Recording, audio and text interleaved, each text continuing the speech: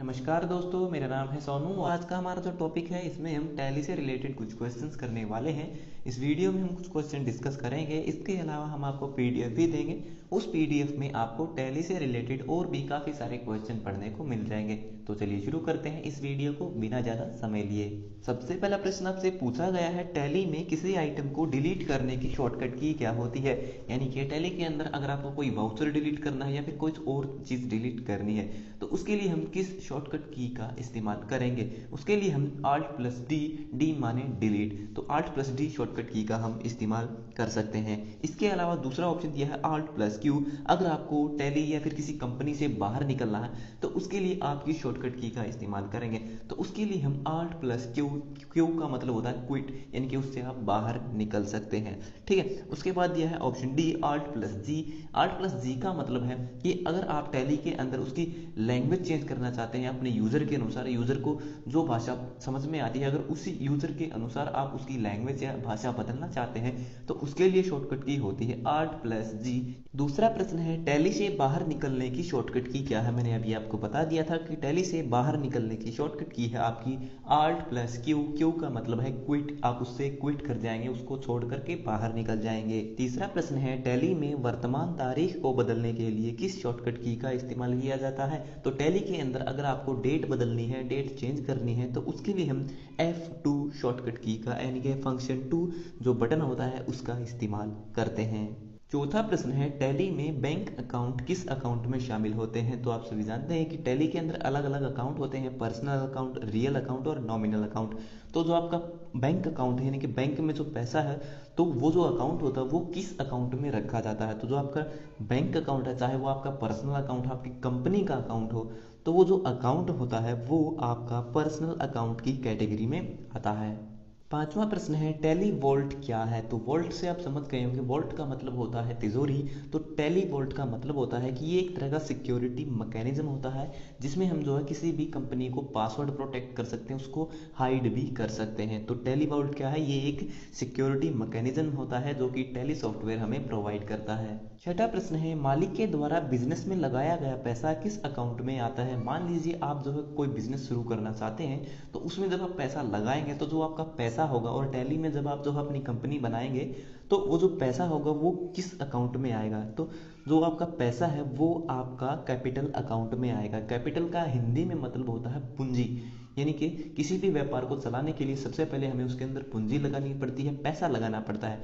ठीक है, तो पूंजी को इंग्लिश में हम कैपिटल बोलते हैं। तो इस प्रश्न का जो सही उत्तर है वो है ऑप्शन सी, उस जो आपने पैसा लगाया है वो आपका कैपिटल अकाउंट में आएगा। सातवां प्रश्न है, गेहूं, दाल और चीनी जैसे स्टॉक आइटम के लिए टैली में कौन सी यूनिट इस्तेमाल की जाती है। मान लीजिए आप जो है कोई बिजनेस कर रहे हैं, आपने कंपनी बनाई है, मान लीजिए आपकी जो कंपनी है वो कुछ इस तरह की, जिसमें गेहूं, चीनी या दाल से संबंधित कुछ इस तरह की चीज़ें होती हैं जिनको हम तोल सकते हैं, जिनको हम माप सकते हैं। तो उनके लिए जब हम अपनी कंपनी में जो है यूनिट तय करेंगे कि कंपनी में कितना माल आया तो उसको मापा भी जाएगा, तो उसके लिए जो यूनिट हमें चूज करनी होती है। तो टैली के अंदर गेहूं, दाल और चीनी जैसे जो स्टॉक आइटम है इनको जब हम उसके अंदर जो है इंसर्ट करेंगे तो उनकी यूनिट क्या रखेंगे। तो इनको जो मापा जाता है किलोग्राम में। तो इस प्रश्न का जो सही उत्तर होगा वो है ऑप्शन सी। ठीक है, गेहूं, दाल और चीनी इस तरह के जो स्टॉक आइटम होते हैं उनकी जो यूनिट होती है उसके लिए हम केजी ऐसे यानी कि किलोग्राम जो यूनिट होती है उसका इस्तेमाल करते हैं। इसके अलावा जो आपके लिक्विड होते हैं, लिक्विड टाइप, उनके लिए हम लीटर LTS जो है उनका इस्तेमाल करते हैं। आठवां प्रश्न है, टैली सॉफ्टवेयर को किस प्रोग्रामिंग लैंग्वेज में बनाया गया है। यानी कि जो आपका टैली सॉफ्टवेयर है उसको बनाने के लिए किस प्रोग्रामिंग लैंग्वेज का इस्तेमाल किया गया है। तो इस प्रश्न का जो सही उत्तर है वो है ऑप्शन सी, टैली सॉफ्टवेयर को बनाने के लिए C++ लैंग्वेज का इस्तेमाल किया गया है। नौवां प्रश्न है, ERP की फुल फॉर्म क्या है। तो ERP की फुल फॉर्म होती है एंटरप्राइज रिसोर्स प्लानिंग। कोई भी कंपनी जब हम बनाते हैं तो हमें मालूम होना चाहिए कि उसके अंदर कितने एम्प्लॉय होंगे, उसके जो रेवेन्यू होगा, पैसा वो कहाँ से आएगा, उसके लिए पूंजी का पैसा कहाँ से आएगा। तो पूरी की पूरी हमें प्लानिंग करनी पड़ती है कोई भी एंटरप्राइज, कोई भी कंपनी शुरू करने से पहले। 10वां प्रश्न है, टैली की होम स्क्रीन को किस नाम से जाना जाता है। जब भी आप टैली को ओपन करते हैं, स्टार्ट करते हैं, तो सबसे पहले जो स्क्रीन दिखाई देती है आपको, उस स्क्रीन को हम क्या कहते हैं। तो उसे हम गेटवे ऑफ टैली बोलते हैं। तो इस प्रश्न का जो सही उत्तर है वो है ऑप्शन बी, 11वां प्रश्न है फाइनेंशियल ईयर कब से कब तक होता है, यानी कि जो आपका फाइनेंशियल ईयर होता है, फाइनेंशियल वर्ष, तो वो कब शुरू होता है और कब खत्म होता है। तो इस प्रश्न का जो सही उत्तर है वो है ऑप्शन ए। जो आपका फाइनेंशियल ईयर होता है वो आपका 1 अप्रैल से शुरू होता है और 31 मार्च को खत्म हो जाता है। 12वां प्रश्न है टैली किस प्रकार का सॉफ्टवेयर है। तो जो आपका टैली है वो एक तरह का अकाउंटिंग सॉफ्टवेयर है। अगला प्रश्न है टैली सॉफ्टवेयर प्रत्येक कंपनी को क्या सुविधा देता है। तो इस प्रश्न का जो सही उत्तर है वो है ऑप्शन ए। टैली सॉफ्टवेयर के अंदर हमें जो है पासवर्ड की सुविधा मिलती है, एक तरह का टैली वॉल्ट मिलता है जिसमें हम अलग अलग कंपनी को अलग अलग पासवर्ड से प्रोटेक्ट कर सकते हैं। तो इसमें हमें पासवर्ड सिक्योरिटी मिलती है।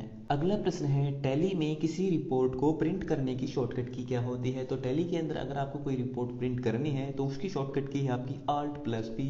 तो आपने यहाँ पर एक अंतर देखा कि टैली के अंदर और टैली से बाहर जो अन्य सॉफ्टवेयर जैसे आपका MS वर्ड है, एक्सेल है, पावर पॉइंट है, उनमें और इसमें क्या अंतर शॉर्टकट कीज में। तो जब आप MS वर्ड में देखते हैं तो यहाँ पर आप देख सकते हैं DQPG, ठीक है। तो इनसे पहले जो है कंट्रोल का इस्तेमाल किया जाता है, लेकिन टैली के अंदर ज़्यादातर जो है कंट्रोल के बजाय आल्ट जो है बटन होता है उसका इस्तेमाल किया जाता है। अगला प्रश्न है टैली में भाषा को बदलने की शॉर्टकट की क्या है। तो मैंने आपको सबसे पहले प्रश्न में बताया था कि अगर टैली के अंदर आप कोई लैंग्वेज चेंज करना चाहते हैं यूज़र के अनुसार तो आप जो है Alt+G शॉर्टकट की प्रेस करके जो है लैंग्वेज को चेंज भी कर सकते हैं।